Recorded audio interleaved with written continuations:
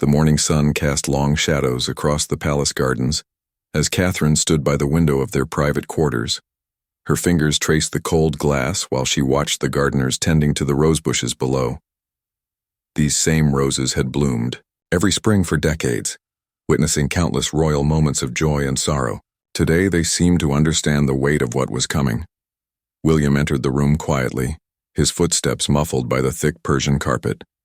He had just returned from a meeting with the palace doctors, and the lines around his eyes told Catherine everything she needed to know before he spoke a single word. The news they had been dreading for months was finally confirmed. "How long do we have?" Catherine asked, her voice steady despite the storm brewing in her heart.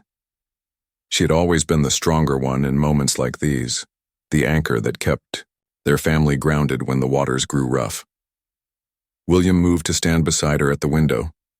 6 months, perhaps a year if we're fortunate, he replied, his voice barely above a whisper. The doctors want to start treatment immediately, but they were honest about the outlook. Catherine nodded slowly, absorbing the reality that would soon change everything they had built together. 20 years of marriage, 3 beautiful children, and countless memories that now felt more precious than any crown jewel. She thought of their youngest, who had just started at university, and how this news would shatter the world he thought he understood. "We need to tell the children first," Catherine said, turning away from the window to face her husband. "Before the press gets wind of this, before it becomes another headline for the world to dissect." William reached for her hand, intertwining their fingers the way he had done thousands of times before. But this time felt different, more intentional, as if he was trying to memorize the warmth of her touch. "I've already arranged for them to come home this weekend. We'll tell them together as a family." The weight of their royal duties had never felt heavier than in this moment. They were not just husband and wife facing a devastating diagnosis. They were public figures whose private pain would soon become a matter of national interest. Every decision they made from this point forward would be scrutinized, analyzed, and debated by millions of people who felt they had a stake in the royal family's affairs. Catherine walked to their family photo on the mantelpiece, her eyes lingering on the smiling faces of their 3 children. George, now 21 and preparing for his eventual role as heir, Charlotte, 19 and studying art history at Cambridge, and Louis, 17 and full of the kind of carefree spirit that comes with being the youngest. "They're so young," she murmured, touching the glass that protected the photograph. "I wanted to see Charlotte graduate, to dance at her wedding. I wanted to help Louis find his path in life." William came up behind her, wrapping his arms around her waist and resting his chin on her shoulder. "You will," he said firmly. "We'll fight this with everything we have. The best doctors, the best treatments money can't buy for most people but can for us." But even as he spoke these words of hope, they both knew that some battles couldn't be won with privilege or determination. The disease growing inside Catherine didn't care about titles or traditions. It didn't respect the careful protocols that governed their public lives or the love that had sustained their private ones. "I need to call my mother," Catherine said, stepping out of William's embrace. "She should hear this from me, not from some palace official." The thought of making that phone call filled her with dread. Carol Middleton had been her rock through every challenge, from the early days of dating William when the press scrutiny felt overwhelming, to the adjustment period after their wedding when she was learning to navigate royal life. Now she would have to break her mother's heart with news that no parent should ever have to hear. William watched as his wife gathered herself, straightening her shoulders and lifting her chin in the way she always did when preparing to face something difficult. It was one of the things he had fallen in love with all those years ago at university: her quiet strength, her ability to remain graceful under pressure. "I'll handle the palace communications team," William said.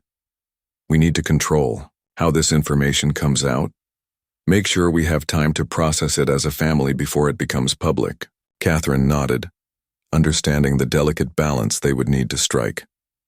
Too much secrecy and the press would speculate wildly, potentially creating more anxiety than necessary. Too much transparency, and their family would lose the precious privacy they needed during this difficult time. As they prepared to face the challenges ahead, both William and Catherine were acutely aware that their love story, which had captivated the world for over 2 decades, was entering its most difficult chapter. But they also knew that if anyone could navigate this journey with grace and dignity, it was them. Together. The afternoon light was beginning to fade as they sat down to make their first phone calls. The palace staff went about their duties, in the corridors outside, unaware that the lives of the people they served were about to change forever. In a few hours, the carefully ordered world of the British royal family would be turned upside down. But for now, there was still time to prepare, to plan, and to hold each other close before the storm arrived. The family drawing room had never felt smaller than it did that Saturday afternoon. William and Catherine had chosen this space carefully. It was where they had shared countless family moments, from birthday celebrations to quiet Sunday mornings reading newspapers together. The familiarity of the surroundings might provide some comfort when they delivered the most difficult news of their lives. George arrived first, still carrying the confident energy of someone who believed the world was full of endless possibilities. At 21, he had his father's height and his mother's thoughtful eyes, and he moved through life with the careful awareness that came with being second in line to the throne. He hugged both parents warmly, sensing something different in their embrace but not yet understanding what it meant. Charlotte burst through the doors 15 minutes later, her long brown hair flowing behind her as she practically skipped into the room.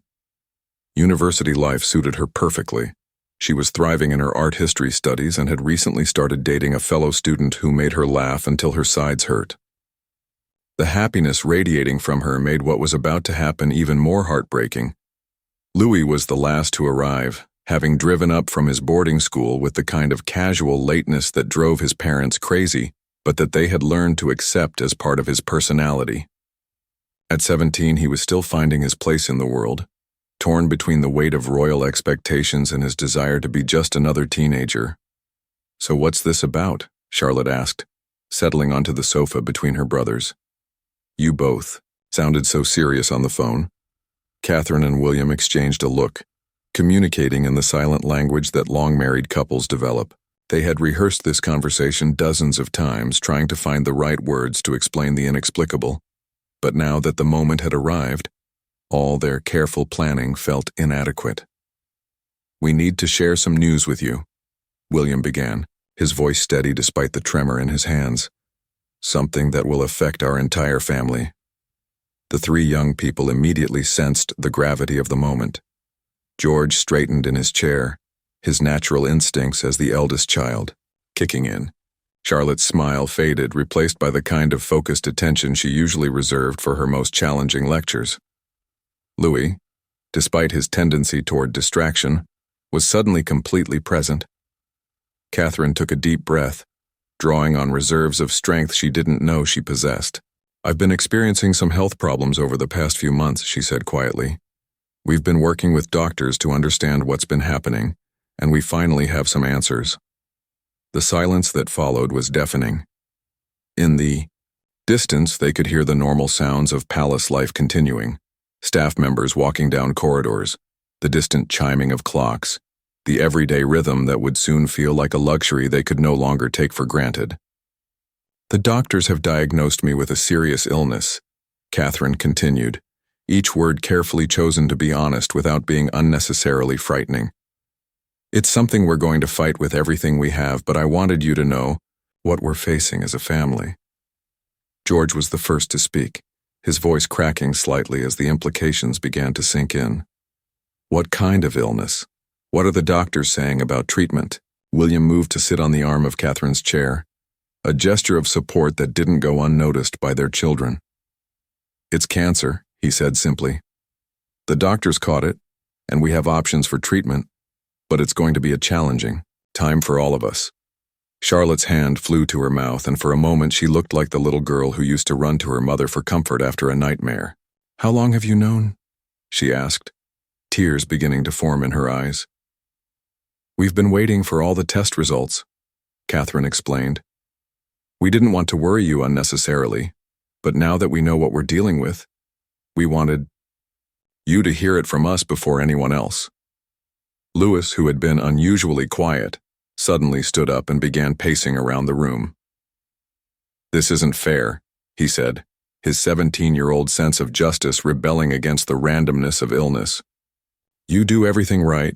You help people. You take care of everyone. Why is this happening? The question hung in the air, unanswerable and heartbreaking. Catherine rose from her chair and went to her youngest son, wrapping him in the kind of fierce hug that only mothers can give. Sometimes life doesn't make sense, she whispered into his hair. But we're going to face this together, and we're going to make sure that every moment we have is meaningful. George, ever the responsible one, was already thinking practically. What does this mean for official duties? For the family's schedule? Should I come home from university? Your lives don't stop because of this, William said firmly. Your mother and I have talked about this extensively. We want you to continue your studies, continue building your own futures. We'll adjust our royal duties as needed, but this family doesn't stop living because we're facing a challenge. Charlotte had been quietly crying, and when she finally spoke, her voice was thick with emotion. I want to come home, she said. I want to be here to help, to spend time with you. And you will, Catherine assured her. But not at the expense of your education or your dreams. We'll find ways to be together more often, but I won't let this disease steal your futures along with everything else. The conversation continued. For hours, with questions and fears and tears, but also with laughter as they shared favorite memories and made plans for the months ahead. They talked about practical matters, how to handle the media attention that would inevitably come, how to maintain some sense of normalcy in their family routines, how to support each other through the difficult times ahead. As evening fell, and the palace grew quieter, the 5 family members remained huddled together in their drawing room, holding on to each other and the certainty that their love would see them through whatever challenges lay ahead. The diagnosis had changed everything, but it had also clarified what mattered most. Not the titles or the ceremonies or the public appearances, but the bonds between them that nothing could break. Outside their windows, London continued its eternal rhythm, unaware that the royal family was quietly rewriting the rules of how they would live, love, and face the future together. The oncology wing of the private hospital felt worlds away from the grandeur of palace life. Catherine sat in the sterile waiting room, wearing a simple headscarf and dark sunglasses, trying to blend in with the other patients who faced similar battles. William beside her, his usual formal attire replaced by casual clothes that made him look like any other worried husband accompanying his wife to treatment. The first round of chemotherapy had been more brutal than either of them had anticipated. Catherine, who had always prided herself on her energy and resilience, found herself exhausted by tasks that once seemed effortless. The simple act of climbing the stairs to their bedroom left her breathless, and the nausea came in waves that no amount of medication seemed to completely control. Mrs. Wales, the nurse called softly, using the private name they had arranged for these visits. The formal titles felt unnecessary here, where everyone was united by the common enemy of illness rather than divided by the artificial barriers of rank and privilege. William helped Catherine to her feet, his hand gentle but steady on her elbow. They had developed new routines over the past month, small gestures of care and support that spoke to the evolution of their relationship. Marriage had always required them to be partners, but illness had transformed them into something deeper, each other's lifeline. Dr. Anderson, the lead oncologist, greeted them with the kind of professional warmth that managed to convey both hope and realism. She had been treating cancer patients for over 20 years and had learned how to deliver difficult news with compassion while maintaining the clinical objectivity that families needed to make informed decisions. How are you feeling since the last treatment? She asked Catherine, consulting the chart that contained details more intimate than any royal biography ever published. Tired, Catherine admitted, settling into the comfortable chair across from the doctor's desk. And frustrated, I feel like my body has betrayed me, like I can't trust it anymore. The honesty was refreshing. Dr. Anderson had treated many high-profile patients over the years, and she had learned that healing required stripping away pretense and dealing with raw, unfiltered truth. That's completely normal, she assured Catherine. Cancer doesn't respect anyone's schedule or expectations. The key is learning to work with your body rather than against it. William leaned forward, his hands clasped tightly together. What are the latest test results showing? Are we making progress? Dr. Anderson opened the file, her expression carefully neutral. The scans show that the tumor has stabilized. It hasn't grown, which is encouraging, but it also hasn't shrunk, as much as we hoped it would at this stage. The words hung in the air between them, carrying implications that none of them wanted to voice. Catherine felt William's hand find hers, their fingers intertwining in a gesture that had become their anchor in moments of uncertainty. "What are our options?" Catherine asked, her voice steady despite the fear that was slowly unfurling in her chest. "We continue with the current treatment protocol for another 2 cycles," Dr. Anderson explained. "If we don't see more significant improvement, we'll need to consider alternative approaches. There are some newer treatments that show promise, though they come with their own set of challenges." The drive back to the palace was quiet, both of them lost in thoughts they weren't quite ready to share. The London streets seemed more vivid somehow, as if the possibility of limited time had sharpened their awareness of ordinary moments. Catherine found herself noticing things she had previously overlooked: the way afternoon light fell across the Thames, the determined expressions of people hurrying along sidewalks, the eternal presence of red buses navigating the ancient streets. Back at the palace, they found Charlotte waiting in the family sitting room, surrounded by art history textbooks, but clearly unable to concentrate on her studies. She had taken to spending more time at home, creating excuses to be nearby without openly admitting that she was afraid to be too far away. "How did it go?" she asked, trying to keep her voice light but failing to hide the anxiety in her eyes. "About what we expected," Catherine replied, settling onto the sofa beside her daughter. "The doctors are pleased that we're holding steady and will continue with the current treatment plan." Charlotte nodded, understanding the careful language that had become their family's way of discussing the undiscussable. They had all become experts at reading between the lines, at understanding what wasn't being said as much as what was.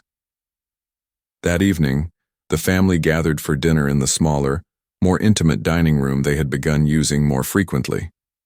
The formal state dining room felt too grand for their current circumstances, too reminiscent of the public roles that now seemed less important than the private bonds they were nurturing. George had driven down from Cambridge for the weekend, and Lewis had been granted permission to spend more time at home, rather than at his boarding school. The boys flanked their mother at the table, a formation that had become natural rather than planned, as if they were unconsciously creating a protective circle around her. "I've been thinking about the summer," William said as they shared a simple meal of roast chicken and vegetables. "Perhaps we could spend more time at Balmoral this year, away from London, away from the obligations that always seem to multiply." Catherine smiled at the suggestion. Balmoral had always been their retreat, the place where royal duties felt most distant and family life could unfold naturally.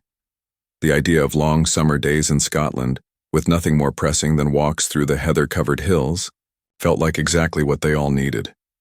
"We could invite your parents," William continued, looking at Catherine, "and maybe some of our closest friends. Create the kind of summer we'll all want to remember." The subtext was clear, though no one spoke it aloud.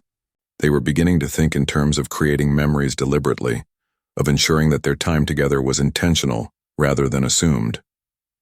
It was a shift that brought both sadness and clarity, the recognition that life's ordinary moments were actually extraordinary gifts that shouldn't be taken for granted. Later that night, as Catherine underwent her evening routine of medications and treatments, she found herself looking in the mirror with a mixture of acceptance and defiance. The woman looking back at her was thinner than she had been 6 months ago, her complexion paler, her eyes holding a depth that came from confronting mortality, but she was still recognizably herself, still the woman who had fallen in love with a prince, still the mother who would fight for every moment with her children, still the person who believed that grace could triumph over circumstances. William appeared in the mirror behind her, his hands coming to rest on her shoulders. "What are you thinking about?" he asked softly. "About how strange it is that the worst thing that's ever happened to us has also brought us closer together," she replied. "I feel like we're more ourselves now than we've been in years." He kissed the top of her head, breathing in the familiar scent of her hair despite the changes that treatment had brought. "Maybe that's the gift hidden in all of this," he said. "The reminder of what really matters. The chance to love each other more, completely while we can."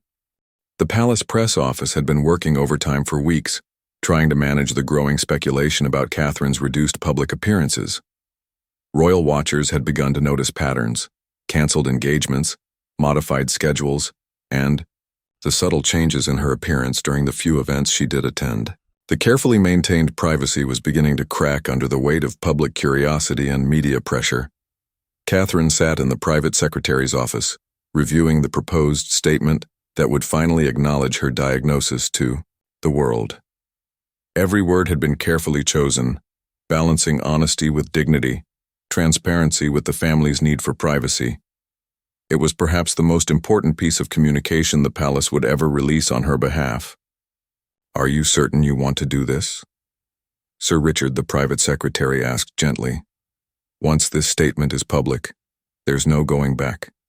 Every aspect of your treatment, every appearance, every decision will be scrutinized by the entire world." William, seated beside his wife, reached for her hand. They had debated this moment for months, weighing their desire for privacy against their responsibility to the people who had followed their journey with such devotion. The British public had invested emotionally in their love story, their family, their role as modern royals who had managed to remain relatable despite their extraordinary circumstances. "The speculation is becoming more harmful than the truth," Catherine replied, her voice steady with conviction. "And I think there's something to be said for showing people that even those in privileged positions face the same struggles that affect so many families." The statement, when it was finally released, was a masterpiece of dignified honesty. Catherine had written much of it herself, wanting her own voice to come through rather than the formal language that usually characterized royal communications. She spoke about her diagnosis, her treatment, and her family's journey with the kind of grace that had always defined her public persona, but also with a vulnerability that made her more human than ever before. The response was immediate and overwhelming. Messages poured in from around the world, from heads of state and celebrities, but also from ordinary people who had faced similar battles, from families who understood the fear and uncertainty that came with a cancer diagnosis, from children who wanted to send drawings to make the princess feel better. Buckingham Palace had to assign additional staff just to manage the volume of flowers, cards, and gifts that arrived daily. The gates of every royal residence became impromptu memorials to hope and healing, covered with bouquets, teddy bears, and handwritten notes of encouragement.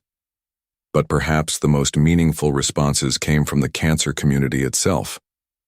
Patients undergoing treatment wrote to share their stories, their strategies for coping, their hard-won wisdom about finding joy in the midst of fear. Support groups invited Catherine to be an honorary member, offering the kind of practical advice that no medical textbook could provide. "Look at this one," Charlotte said during one of their evening sessions of reading through the correspondence. She held up a letter written in careful handwriting by an 8-year-old girl whose mother was also receiving chemotherapy. "She says she hopes you get the good medicine like her mummy did, and that she's sending you her favorite teddy bear to keep you company during treatments." These moments of connection with strangers who had become fellow travelers on an unwanted journey provided Catherine with strength she hadn't expected to find. The isolation that often accompanies illness was replaced by a sense of community that transcended social boundaries.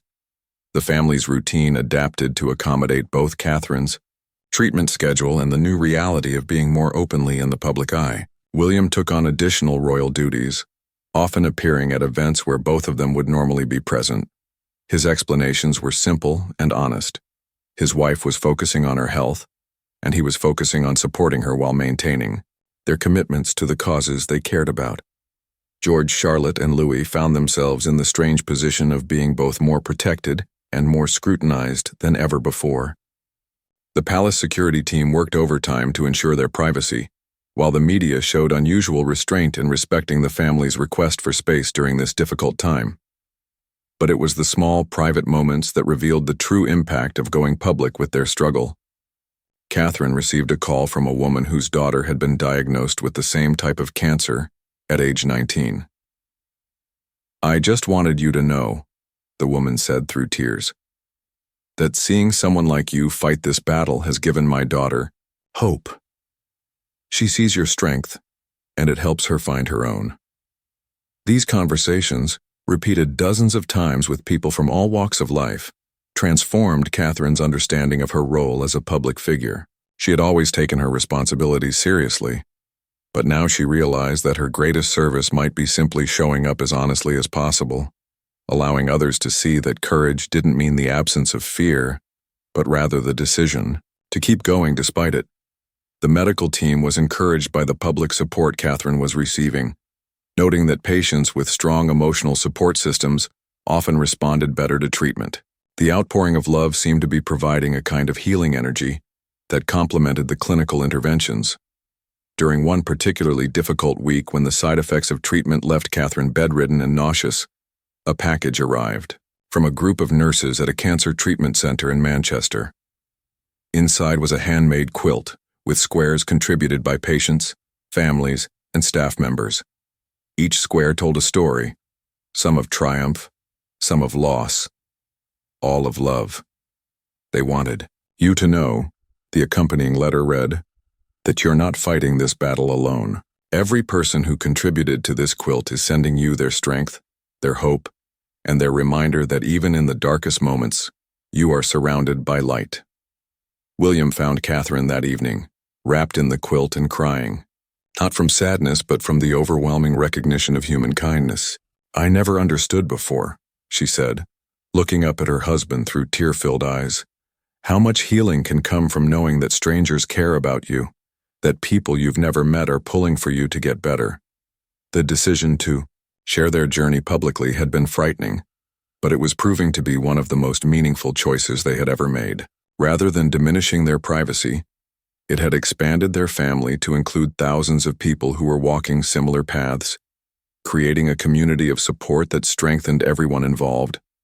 As autumn settled over London and Catherine prepared for the next phase of her treatment, she felt more connected to her role and her purpose than ever before. The crown might be a symbol of duty and service, but her illness had taught her that the most profound service came from simply being human, honestly and openly, in front of a world that desperately needed to see that even princesses could be vulnerable, and that vulnerability could be a source of strength rather than weakness. The Christmas season arrived with a bittersweet intensity that none of them could have anticipated.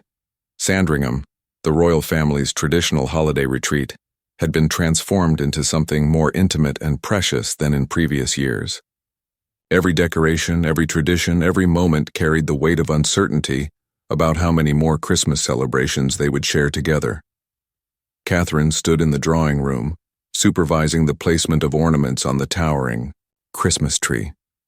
She moved more slowly than in previous years, her energy carefully rationed throughout each day. But her determination to create magical holiday memories for her family remained undiminished. Each ornament held stories. The handmade decorations the children had crafted in school years ago, the delicate baubles collected during royal tours, the simple wooden angel that had been William's contribution to their first Christmas as newlyweds. "Mummy, where should this one go?" Louis asked, holding up a photograph ornament from when he was 7 years old, gap-toothed and grinning at the camera. At 17, he had grown tall and serious, but moments like these brought back glimpses of the carefree child he had been just a few years earlier. "Wherever you think it belongs," Catherine replied, settling into a nearby armchair to watch her youngest son carefully consider the perfect spot. The simple joy of this moment, her son asking for her opinion about Christmas decorations, felt like the most precious gift she could receive. The past month had brought unexpected news from Dr. Anderson. The latest scans showed that the IEI tumor had begun to respond more dramatically to treatment. It wasn't the complete victory they all hoped for, but it was progress significant enough to allow cautious optimism about the future. "We might be looking at years, rather than months," the doctor had explained during their most recent appointment. "The treatment is working, though we need to remain realistic about the long-term prognosis." Years. The word had hung between Catherine and William like a bridge between despair and hope. Years to see Charlotte graduate and pursue her dreams in art history.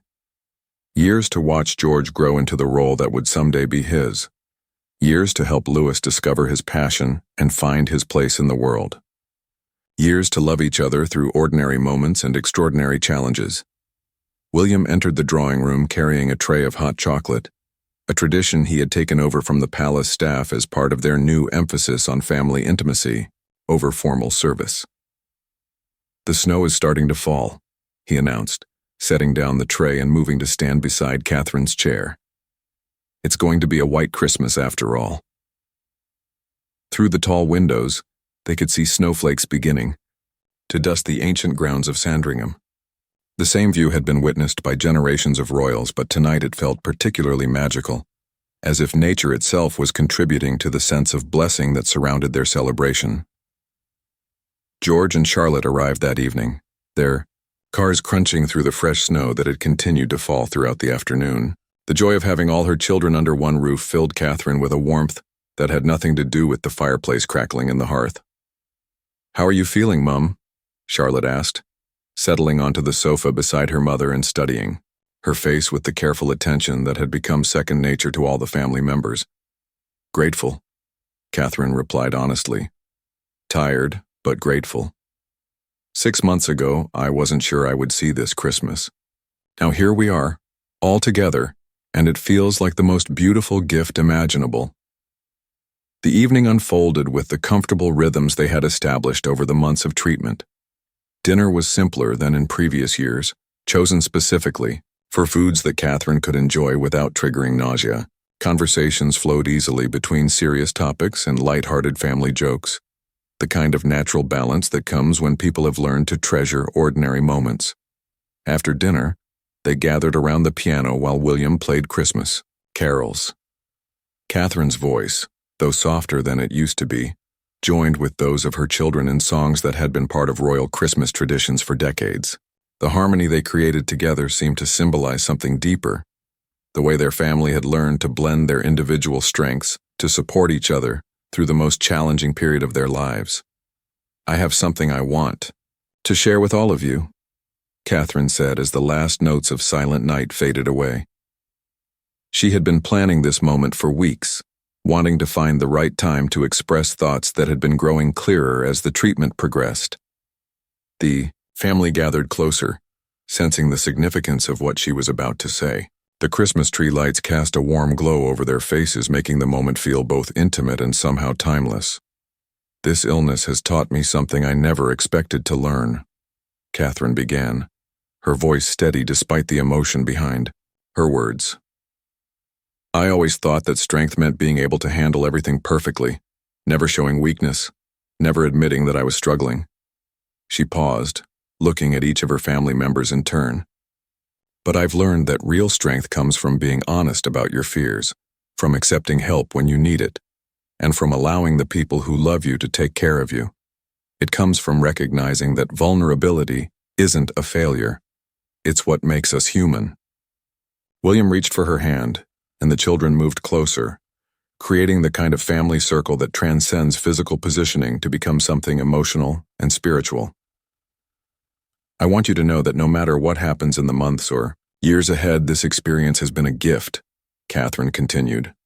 "Not the illness itself, but the way it has stripped away everything that didn't really matter and shown us what does, the way it has deepened our relationships and taught us to be present with each other." George, ever thoughtful, was the first to respond. "You've shown us how to be brave, Mum. Not fearless, but brave. There's a difference, and you've helped us understand what it means." "You've made us a stronger family," Charlotte added, tears glistening in her eyes. "Not despite what we've been through, but because of how we've gone through it together." Louis, usually the most reserved with his emotions, surprised everyone by speaking up. "I used to worry about all the royal stuff, about whether I'd be good enough, whether I'd know how to handle the responsibilities someday. But watching you these past months has shown me that being royal isn't about being perfect. It's about showing up with dignity no matter what life throws at you." As the evening wound down and the family members gradually made their way to their bedrooms, Catherine remained in the drawing room for a few extra minutes, absorbing the peace of the moment. The Christmas tree lights twinkled softly, the fire had burned down to glowing embers and snow continued to fall outside the windows. She thought about the thousands of messages from well-wishers around the world, about the community of fellow patients who had become unexpected sources of wisdom and strength, about the medical team who had become trusted allies in her fight for more time with the people she loved most. The future remained uncertain, but, for tonight, surrounded by the evidence of love in all its forms, Catherine felt a deep sense of peace. This Christmas would be remembered not for the shadow of illness that hung over it, but for the light of love that had illuminated every moment, every conversation, every shared laugh and gentle touch that had made the season truly sacred. Spring arrived at Windsor Castle with an abundance that seemed almost defiant in its beauty. The gardens exploded with daffodils and cherry blossoms, as if nature itself was celebrating the cautious optimism that had begun to take root in the royal family's daily life. Catherine sat in her favorite garden chair, feeling the warm sunshine on her face and marveling at how different this spring felt from the one she had feared she might never see. The latest medical appointment had brought news that 6 months earlier would have seemed impossible. The tumor markers had dropped to levels that Dr. Anderson described as remarkably encouraging. While the word remission was still spoken carefully, with appropriate medical caution, it hovered in conversations like a bird that might finally be ready to land. How do you process good news when you've been preparing for bad news for so long? Catherine had asked William during their drive home from the hospital. It was a question that revealed the strange psychological territory they now inhabited, the space between hope and realism, where families living with serious illness must learn to make their home. Very carefully, William had replied, understanding exactly what she meant.